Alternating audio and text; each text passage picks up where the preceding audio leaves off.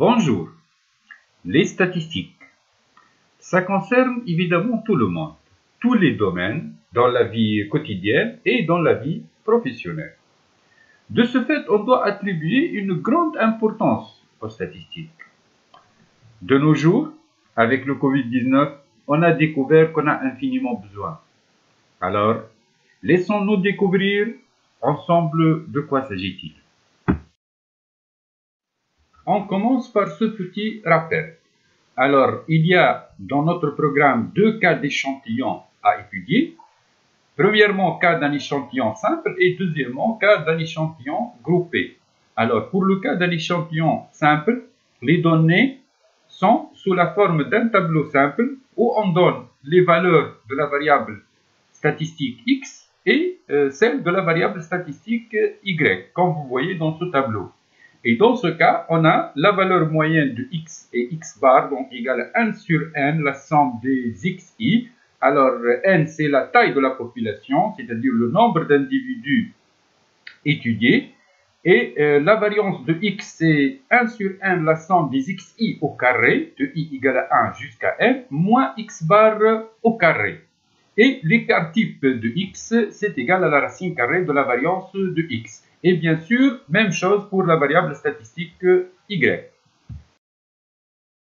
Toujours dans le cas d'un tableau simple, on parle du nuage de points de la série statistique double xy, qui est en fait l'ensemble des points mi de coordonnées xi, yi, représentés dans le plan muni d'un repère orthogonal bien choisi.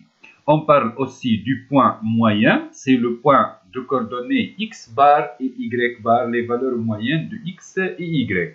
Et comme vous voyez dans cette figure, donc on peut représenter les points mi de coordonnées xi, yi.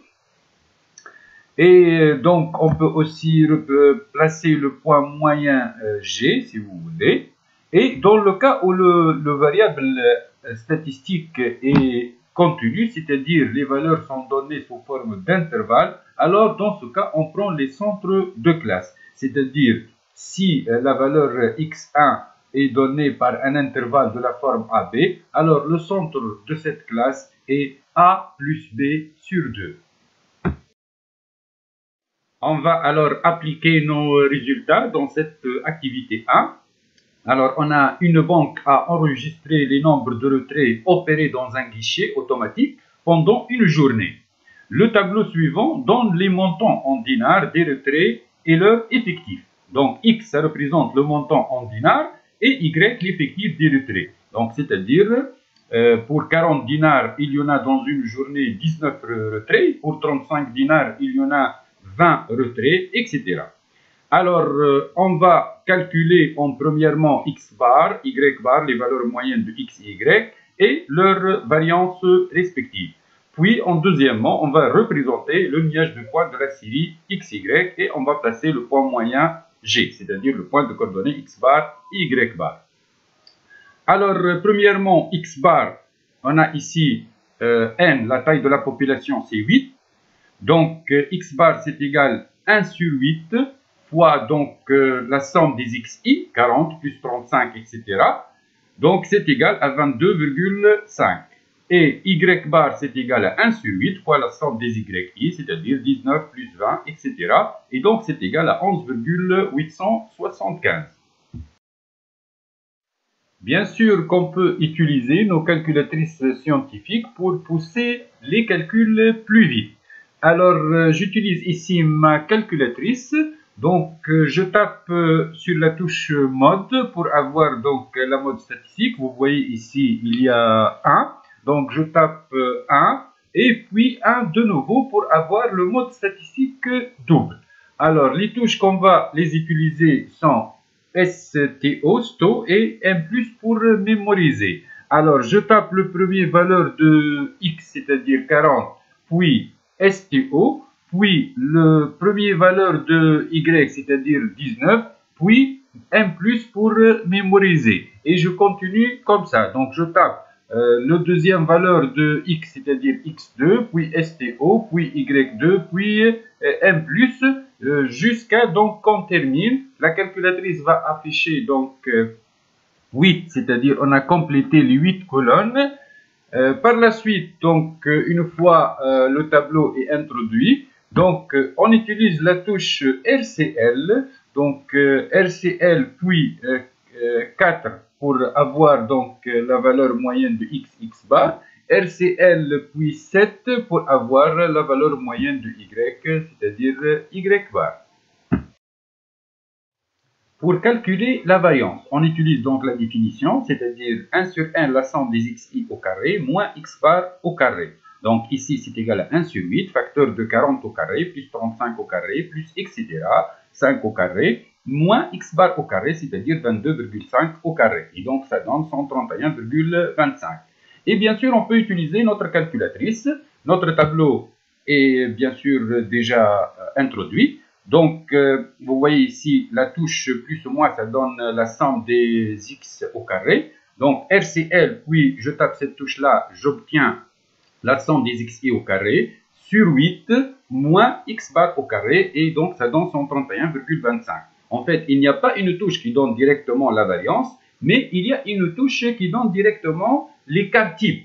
Et puisque l'écart type, c'est la racine carrée de la variance, alors, on peut donc taper le touche RCL, puis touche 6 pour avoir sigma x, c'est-à-dire l'écart type de x, puis au carré pour avoir aussi la variance de x.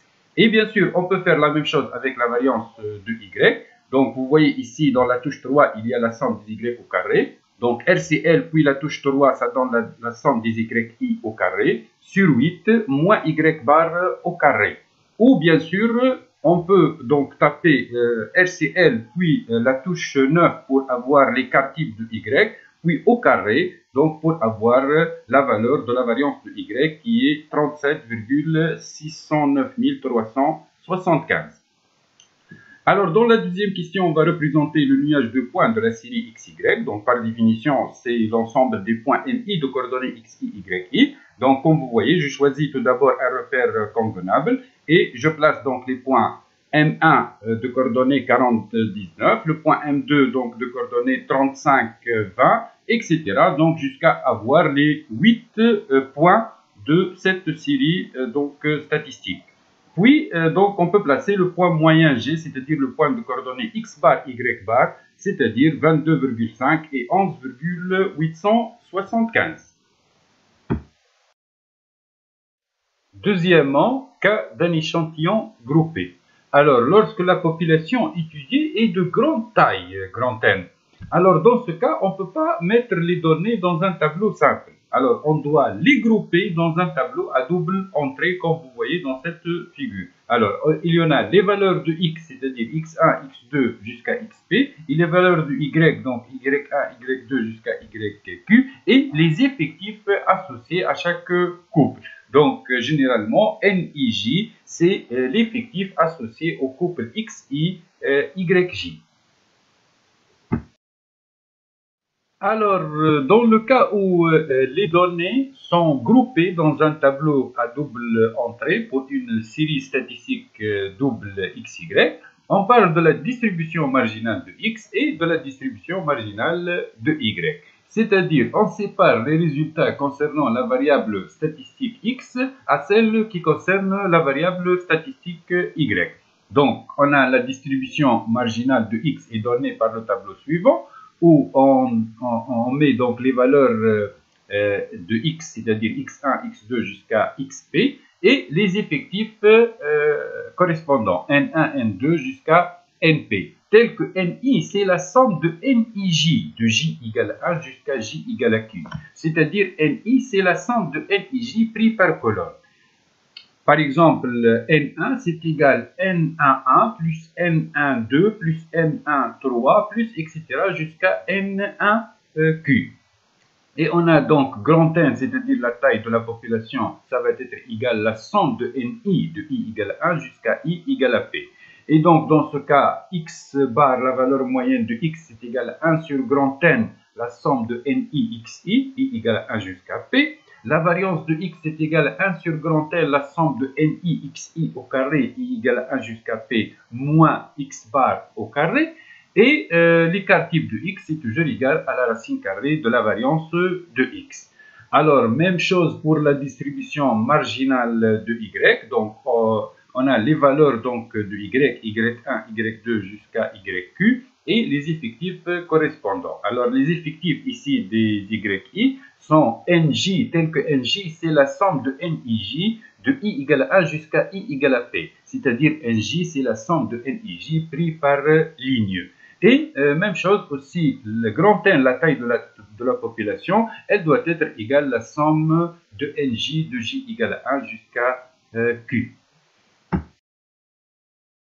Dans le cas d'un échantillon groupé, on peut aussi représenter le nuage de points de la série statistique double XY, qui est en fait l'ensemble des points NIJ de coordonnées XI, YJ affectés de l'effectif NIJ correspondant comme c'est indiqué dans le tableau à double entrée. Alors par exemple, dans cette figure, je place le point M23, donc de coordonnées X2, Y3, affecté du coefficient N23. Alors, on a quelques remarques. NIJ, on sait que ça représente le nombre d'individus qui vérifient simultanément donc le couple XI-YJ et on appelle ça l'effectif associé à ce couple. Alors, NIJ divisé par grand L, la taille de la population, ça donne FIJ, qui est la fréquence d'apparition du couple XI-YJ. Et si on multiplie FIJ par 100, on obtient PIJ et on appelle ça la fréquence en pourcentage associée au couple XI-YJ. On va faire maintenant cette activité où il s'agit d'un échantillon groupé. Alors, la répartition de 100 enfants selon leur âge en année et leur poids en kilogrammes est consignée dans le tableau suivant. Alors, comme vous le voyez, c'est un tableau à double entrée où il y a l'âge X et le poids Y. Alors, l'âge X ou le poids Y, ce sont des variables statistiques continues. Il s'agit d'intervalles. Donc, pour cela, on doit prendre les centres de classe pour faire les calculs. Alors, le centre de 3, 4, par exemple, c'est 3,5. De 10, 15, c'est 12,5, etc. Alors, pour introduire ce tableau dans la calculatrice, on doit se mettre de nouveau dans le mode statistique et pour effacer aussi ce qui précède. Alors, on introduit donc le centre du premier classe, c'est-à-dire 3,5, puis STO, puis le centre de classe de l'intervalle 10-15, c'est-à-dire 12,5, puis STO de nouveau, puis l'effectif associé à ce couple, donc c'est-à-dire 25, puis mémoire. Alors, on refait la même chose, donc par la suite 3,5, le centre de 15-20, c'est-à-dire 17,5, puis STO, puis 30, puis mémoire, etc.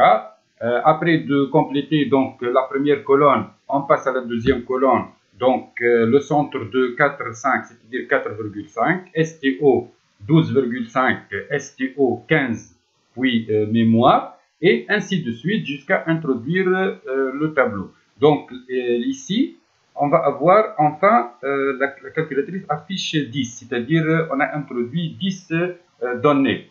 Pourquoi 10 données? Parce que donc il y en a 2 zéros. La calculatrice donc ne prend pas en charge ces zéros, on peut les sauter. Et donc, en petit a, on va donner la distribution marginale de x, puis calculer x bar et sigma de x. La même chose par la suite pour y. Puis, on va représenter le nuage de points de cette série et on va placer le point moyen g.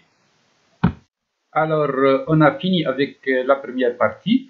On complétera ce cours dans la prochaine vidéo. Alors, restez en contact. Merci de votre attention et à bientôt.